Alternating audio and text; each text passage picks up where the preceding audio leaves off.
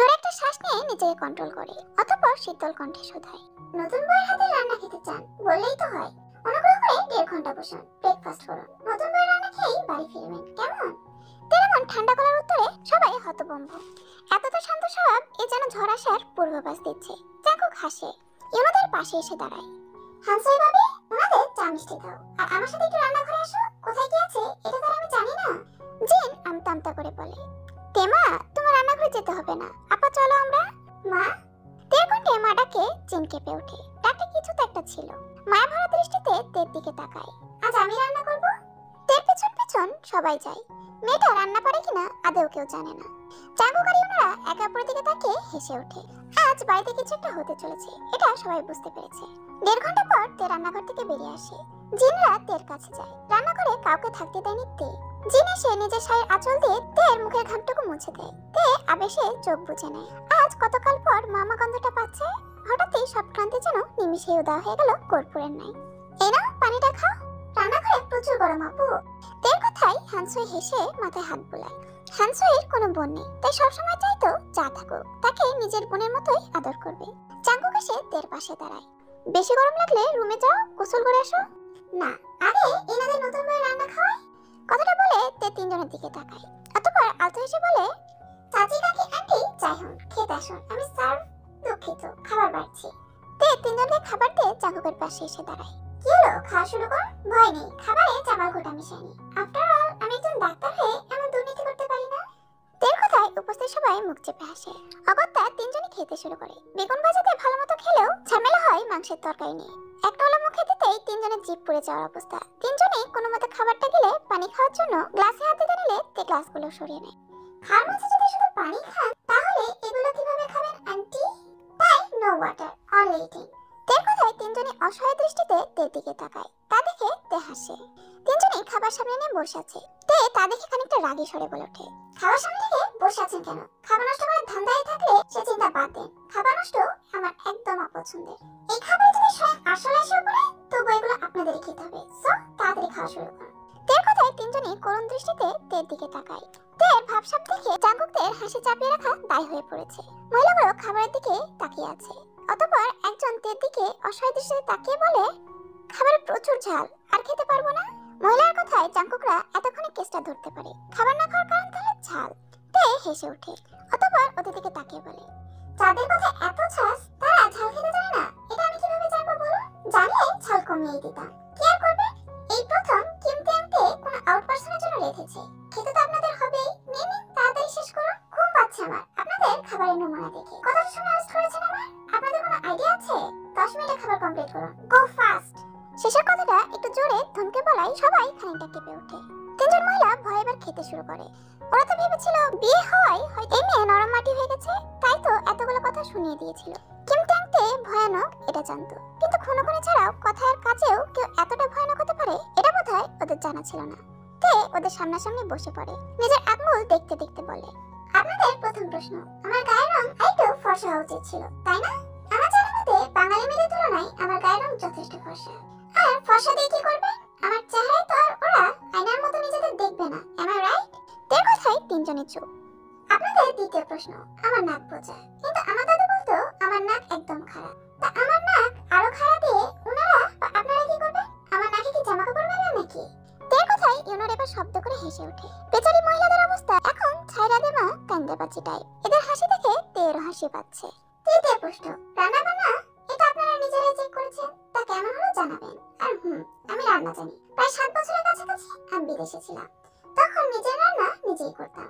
আপনাদের চতুর্থ প্রশ্ন, চুলগুলো ছোট আর লম্বা চুল দিয়ে কি করবে? অবশ্যই আমার চুল দিয়ে রুম ঝাড়ু দেবে না, তাই না মা? কথাটা বলে জিনের দিকে তাকায়। জিন তের কথায় সায় দেয়। আপনাদের পরবর্তী প্রশ্ন, আমি জাঙ্কুকের থেকে শর্ট। আমি জাঙ্কুকের বুক বরাবর পড়ি, আর জাঙ্কুকের হাইট 6 ফিট। আমার হাইট যথেষ্ট। আমাকে লম্বা দিয়ে কি করবে? অবশ্যই বাড়ির সিলিং পরিষ্কার করব না আমি। এবার ইউনাদের সাথে জিন আর এমরাও শব্দ করে হেসে ওঠে। আপনাদের পরবর্তী প্রশ্ন, মেয়ের চরিত্র কেমন? আমার চরিত্র নিয়ে আপনাদের কাছে আমি সার্টিফিকেট চাইনি। আপনারা ভালো, এটা সার্টিফিকেট আমাকে দেখান। আমার শাশুড়ি আমার হাতে রান্না খেতে পারবে, এতটাও কম আমি না। তের মুখের ভাবভঙ্গি এখন গম্ভীর্য হয়ে গেছে। শান্ত চোখ আচমকায় লাল বর্ণ ধারণ করে বসা থেকে উঠে দাঁড়ায়। How dare you! আপনাদের সাহস হয় কি করে আমার বাবা মার শিক্ষা নিয়ে কথা বলার? আপনারা কি আমাকে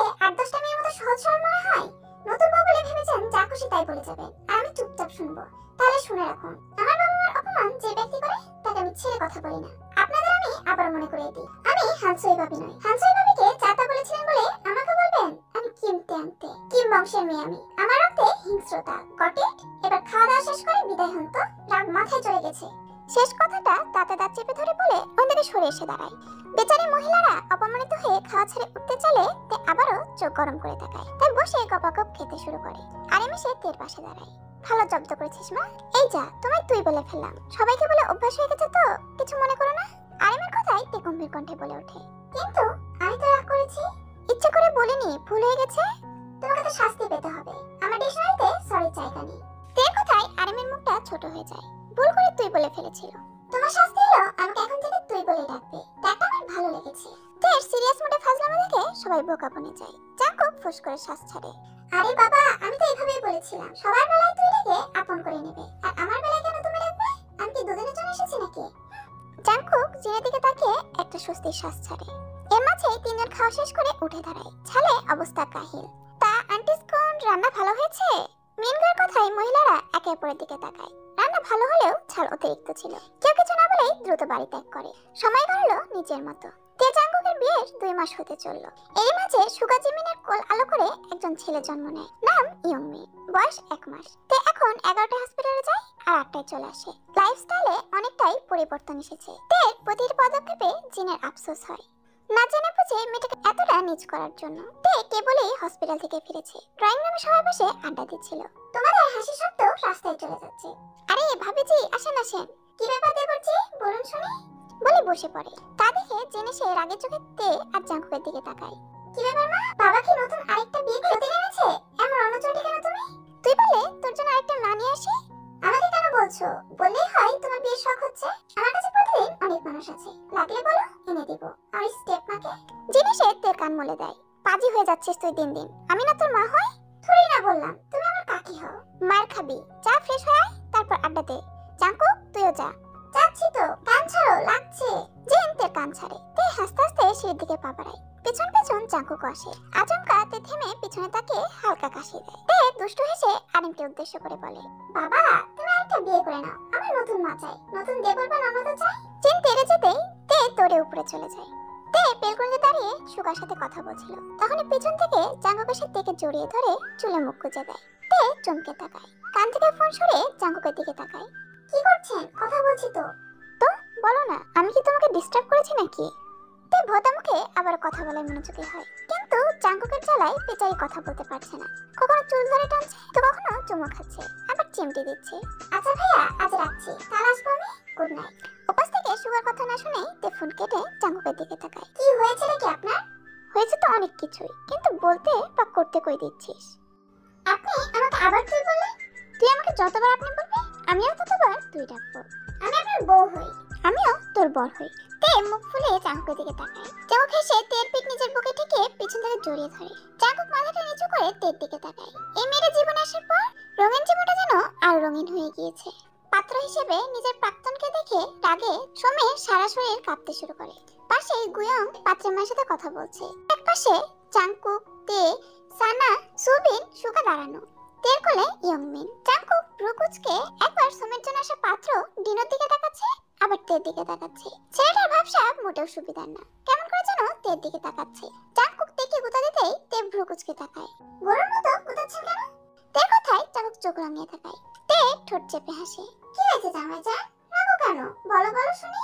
তের মুখে জামাইজান শুনে জাঙ্কুকের শরীরে শীতল হাওয়া বয়ে যায়। এটা প্রতিবারই হয়। যখনই তে ওকে জামাইজান বলে সম্বোধন করে, তখনই জাঙ্কুকের বুকে প্রশান্তি নেমে আসে। তে জান, আই নিড এ কিস। আচমকা জাঙ্কুকের এমন কথায় তে বিষম খায়। সুবিনরা অবাক হয়ে তের দিকে তাকাতেই তে বোকা বোকা হাসি দেয়। অতঃপর জাঙ্কুকের দিকে চোখ মুখ কুঁচকে তাকায়। জাঙ্কুক, তুমি দিন দিন চরম মাত্রায় অসভ্য হয়ে যাচ্ছ। নিচে জামাইজান বলে আমাকে এলোমেলো করতে পারবে, আর আমি আদর চাইলেই দোষ। চুপ করুন, ভাইয়া শুনে লজ্জায় পড়তে হবে। কি ফুসর ফুসর শুরু করেছিস বলতো? এক বাচ্চার বাপ হয়েছিস, কিন্তু কমন সেন্সের অভাব। মানে? ভাইয়া ছাড় তো। আপু, ওই গাঞ্জাখোরের সাথে কি সুমেপুর বিয়ে হবে নাকি? আমি কি জানি। কথাটা বলে কিছুক্ষণ পরের মতোটা ইমাজিন করে তে হাসে। হঠাৎ দিনো তের দিকে এগিয়ে আসে। তা দেখে তে হাসে। জাঙ্কুক ভ্রু কুঁচকায়। এই ছেলে ওর বই দিকে আসছে কেন? হে সুন্দরী, কেমন আছো? দেখে কি খারাপ মনে হচ্ছে? না, তবে আগের থেকে একটু বেশি সুন্দর আর এদিকে নজর দিস না। আমার হাতের মারের স্বাদ ভুলে গিয়ে থাকলে আমি আবার মনে করিয়ে দিতে জানি। তের কথায় দিনো হাসে, ঠোঁটে হাত বুলে তের পা থেকে স্ক্যান করে। শাড়িতে আগের থেকে আরো বেশি আকর্ষণীয় লাগছে। তা বাদ দিলাম তোমার কথা, কিন্তু যাকে এতদিন আমার থেকে বাঁচালে সে এখন আমার কবজায়। কি করবে? পিছনে ফিরে দেখ। তের কথায় দিনো পিছনে ফিরতেই ঠাস করে গালে একটা থাপ্পড় পড়ে। দিনো হতবাক হয়ে সমীর দিকে তাকিয়ে আছে। সমীর চোখ লাল হয়ে আছে। সমী দিনোর কলার টেনে ধরে। কুলাঙ্গার, তোর সাহস হয় কি করে আমার সাথে বিয়ের আলাপ নিয়ে আসিস? আমাকে কি তোর বোকা মনে হয়? এক্ষুনি তোর ফ্যামিলি নিয়ে বিদায় হ, নয়তো ব্যাট বল খেলবো তোকে নিয়ে। তে হেসে জাঙ্কুকের বাহুতে মাথা টেকিয়ে সমীর দিকে দৃষ্টিপাত করে। তোর মতো নরকের কীটের জন্য আমি আমার সবচেয়ে কাছের মানুষের সাথে এত বাজে বিহেভ করেছি, আর সেই তুই আবার বিয়ের আলাপ নিয়ে আসিস? তোর বিয়ের শখ জন্মের মতো ঘুচিয়ে দেবো শালা লম্পট। কথাগুলো বলে সমী দিনোকে একের পর এক থাপ্পড় মারে। তে জাঙ্কুকের বাহু খামচে ধরে হাসি আটকায়। জাঙ্কুক ঠোঁট কামড়ে চোখ বুজে নেয়। এই মেয়ে আস্তে একটা বিড়াল প্রজাতির, হুটহাট কামড়ে ধরে আবার হুটহাট খামচে ধরে। সুগা সুবিন গিয়ে সমীকে ছাড়িয়ে আনে। ভাইয়া, তুমি ছাড়ো আমায়, আজ ওকে আমি মেরেই ফেলবো। সমী বোন আমার, থাম, কি করছিস? এসব কি মিসেস খান? ডেকে এনে এভাবে অপমান করার মানে কি? সমী, হচ্ছেটা কি? এমন বেয়াদবি করছিস কেন? আর ছেলে দেখতে যথেষ্ট সুন্দর। আমি তোর সাথে ওর বিয়ে ঠিক করেছি। My life my decision. আমি বাদর নাচে তোমরা ডুডুগি বাজাবে, আর তার তালে তালে আমি নৃত্য করব। আর তুমি আমাকে না বলে কিভাবে ওর মতো একটা লুচ্চার সাথে বিয়ে দিতে চাও? এমন মেয়ে আমরাই নিজের ঘরে নেব না। এই ডিনার বাবা, চলো চলো। ডিনার মায়ের কথায় সমীর তেতে ওঠে। আপনার এই ছেলের গলায় কোনো ভালো ঘরের মেয়ে জুটবে না। আর আপনি কি আমাকে রিজেক্ট করবেন? আমি আপনার এই কুলাঙ্গার ছেলেকে রিজেক্ট করছি। এই যে এতক্ষণ বসে বসে এত কিছু বললেন বিনা পয়সায়, এটাও মাফ করে দিলাম। চান ভাগেন এবার, নয়তো ছাটাপিটা করে বের করব। তে চাকুকের বাহু কামড়ে ধরে হাসি আটকায়। চাক ঠোঁট কামড়ে চোখ বুজে আহত সরে বলে, তেজান কি করছো? সমীর অপমানে দিনোর বাবা মা চলে যায়। দিনো যাওয়ার আগে তে আর সমীর দিকে রাগের দৃষ্টি নিক্ষেপ করে চলে যায়। এসব কোন ধরনের ব্যবহার সমী? ওরা কি ভাবলো যে যেমন তার সাথে তেমনই করতে হয়, তাই না তে আপু? সমীর কথায় তে দ্রুত চাঙ্কুকে ছেড়ে সরে দাঁড়ায়। অতঃপর ভাবলেশহীন ভাবেই উত্তর দেয়, আমি কি জানি, তোমার কথাগুলো সেই ছিল। বলে সানা আবার হাসতে শুরু করে। সানা, হাসবে না, সবার আদরে আদরে মাথায় চড়ে বসেছো। বড় ভাই নেই বলে সাহস বেড়ে গেছে। তেমনি সবার বিশ্বাসে আপনি তো আঘাত হাতে জানেন, তাই না? আর আমি সবাইকে নিষেধ করেছি সানার সাথে এভাবে কথা বলবেন না কেউ। সানা এবারে সবার ছোট, তাই ও সবার আদরে, কথাটা মাথায় রাখবেন। তের গম্ভীর কণ্ঠে বলা কথায় জেনি দমে যায়। অশ্রুসিক্ত দৃষ্টিতে তের দিকে তাকায়। আমার সাথে এভাবে কথা বলিস কেন? কোন পাপে শাস্তি দিচ্ছিস? কোন পাপে শাস্তি পাচ্ছেন সেটা আমার থেকে আপনি ভালো জানেন। তের কথায় জেনি চমকে তের দিকে তাকায়। সুগারা পরিস্থিতি বোঝার অপেক্ষা করছে। কি হলো, এত বছরের কুকর্ম ধরা পড়ে গেল কিনা সেটার ভয় পাচ্ছেন? ভয় নেই, যথাসময়ে আপনার শাস্তি আপনি পেয়ে যাবেন। তে, আপনার সাথে কথা বলতেও আমার রুচিতে বাধে। ভালোবাসা হলে ছুঁড়ে আঘাত করেন, এমন বিশ্বাসঘাতক হয়েও আমার চোখের সামনে দাঁড়িয়ে আছেন, তার জন্য শুকরিয়া আদায় করুন। আল্লাহ হাফেজ।